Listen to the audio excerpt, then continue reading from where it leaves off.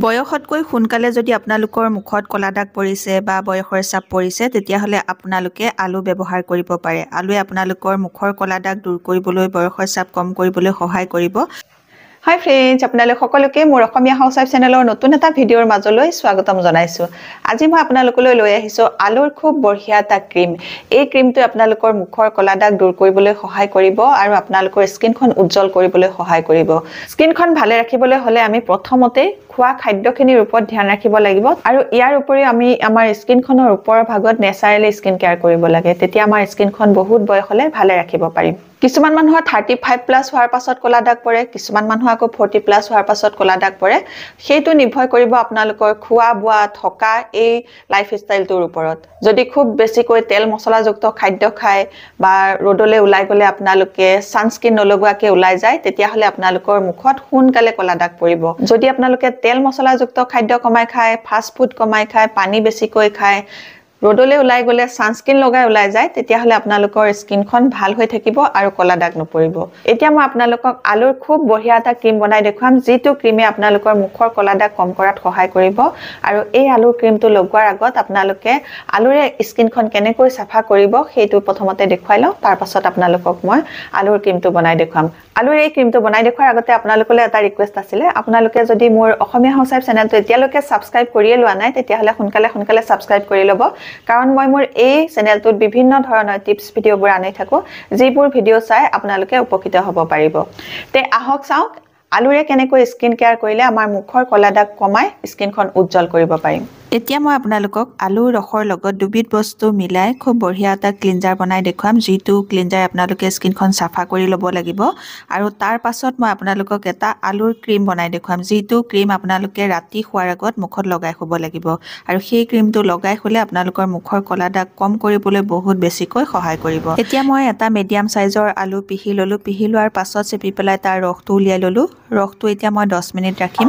10 minute হৈ যোৱাৰ পাছত আপোনালোকে যেতিয়া ৰসটো চাব, ৰসটোৰ তলত এটা বগা অংশ ৰখি গৈছে। সেই বগা অংশটো আপোনালোকে বেলেগ কৰিব আৰু ওপৰৰ ৰসটো আপোনালোকে বেলেগকৈ দুভাগ কৰি পেলাব। এতিয়া এয়া দেখিছেনে, আলুৰ ৰসৰ তলত এয়া বগা অংশ ৰখি গ'ল। এই বগা অংশটোৱে আমি এটা ক্ৰীম বনাম আৰু এই ওপৰৰ যিটো ৰস, এই ৰসটোৱে এটা ভাল ক্লিনজাৰ বনাম। যিটো ক্লিনজাৰে আপোনালোকৰ মুখখন চাফা কৰিলে আপোনালোকৰ মুখখন ভালকৈ চাফাও হ'ব আৰু লগতে আপোনালোকৰ মুখৰ কলা দাগ দূৰ হ'বলৈ সহায় হ'ব।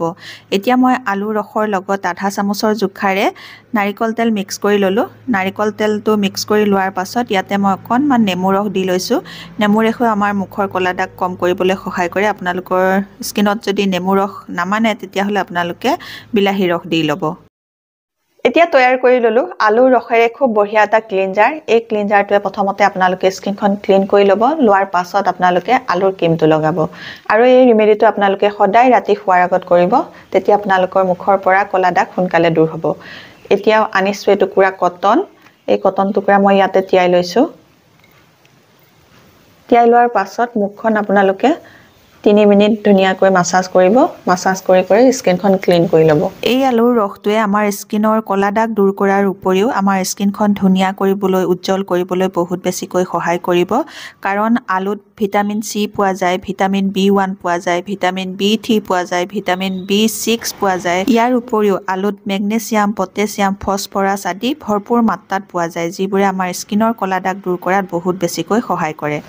এনেকৈ ক্লিন কৰি ল'ব। ক্লিন কৰি লোৱাৰ পাছত আপোনালোকে 2 মিনিট ৰখিব। 2 মিনিট ৰখাৰ পাছত আপোনালোকে এখন ভিজা টাৱেল ল'ব। টাৱেল লৈ মুখখন মুচি ল'ব।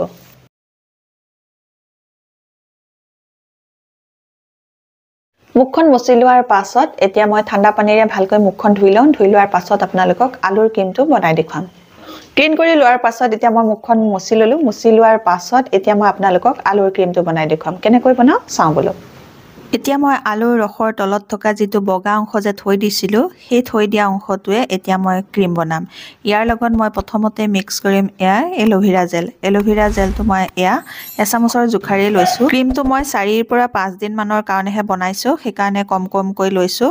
আৰু আপোনালোকে বনালেও কমকেই বনাব, বেছি দিনলৈ ষ্ট'ৰ কৰি ৰাখিব নোৱাৰিব। লাহে লাহে গৰম দিনো পৰিবলৈ ধৰিছে, সেইকাৰণে আপোনালোকে কমকৈ বনাই ইউজ কৰিব। এতিয়া মই ইয়াতে মিক্স কৰিলোঁ এয়া বাদাম ৰগুন তেল আধা চামুচৰ জোখাৰে বাদাম ৰগন তেলটোৱে আপোনালোকৰ স্কিনৰ উজ্জ্বলতা বঢ়াবলৈ বয়সৰ চাপ কম কৰিবলৈ সহায় কৰিব এতিয়া মই ইয়াৰ লগতে মিক্স কৰি লৈছো আধা চামুচৰ জোখাৰে গোলাপ জলেও আমাৰ স্কিনখন সফ্ট কৰিবলৈ সহায় কৰিব ইয়াৰ পাছত মই আনিছো ইয়া এভিয়ন ভিটামিন ই কেপসুল এভিয়ন ভিটামিন ই কেপসুল এটা লাগিব আৰু ইয়াৰ অইলটো ইয়াতে মিক্স কৰি ল'ব লাগিব এতিয়া মই এটা ভিটামিন ই কেপসুলৰ অইলটো ইয়াতে মিক্স কৰি ললো মিক্স কৰি লোৱাৰ পাছত এতিয়া মই এটা সৰু কন্টেইনাৰত ভৰাই থম সৰু এটা কন্টেইনাৰত এনেকৈ ভৰাই লৈছো ভৰাই পেলাই মই এটো ফ্ৰিজত ভৰাই থম কাৰণ লাহে লাহে গৰম দিন আহিবলৈ ধৰিছে সোনকালে বস্তুবোৰ বেয়া হৈ যায় সেই কাৰণে ইয়াত যেহেতু একো প্ৰিজাৰভেটিভ দি মিক্স কৰা নাই সেই কাৰণে মই এটো ফ্ৰিজত ভৰাই থম আপোনালোকেও ফ্ৰিজত ভৰাই থব এতিয়া এই ক্ৰীমটো কেনেকৈ মুখত লগাব লাগে তাৰ নিয়মটো মই ভিডিওটো পিছলৈ আপোনালোকক দেখাই আছো এতিয়া তৈয়াৰ হৈ গল আলুৰ খুব বঢ়িয়া এটা ক্ৰীম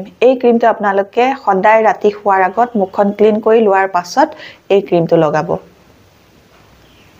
ইয়াৰে অকণমান লব লৈ মুখত ডট কৰি লগাব